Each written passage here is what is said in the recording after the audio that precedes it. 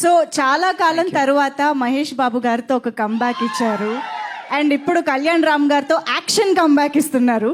మహేష్ బాబు గారికి కళ్యాణ్ రామ్ గారికి ఉన్న సిమిలారిటీస్ గురించి మాకు తెలుసుకోవాలనుంది.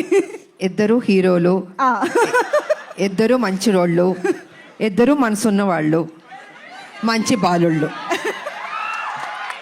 ఒకటి కృష్ణ గారు బిడ్డ, ఒకటి ఎన్టీ రామారావు గారు మనవడు, హరికృష్ణ గారు అబ్బాయి. ఇద్దరికి ఆ పరిచయాలి, ఆ కసి ఉంది నేను చూసినంత వరకు. అంటే మిగతా వాళ్ళు లేదని కాదు, బట్ నేను వర్క్ చేసిన ఇప్పుడు జనరేషన్స్ హీరోలకి వాళ్ళకి ఆ కమిట్మెంటు, సిన్సియారిటీ అన్నీ ఉన్నాయి.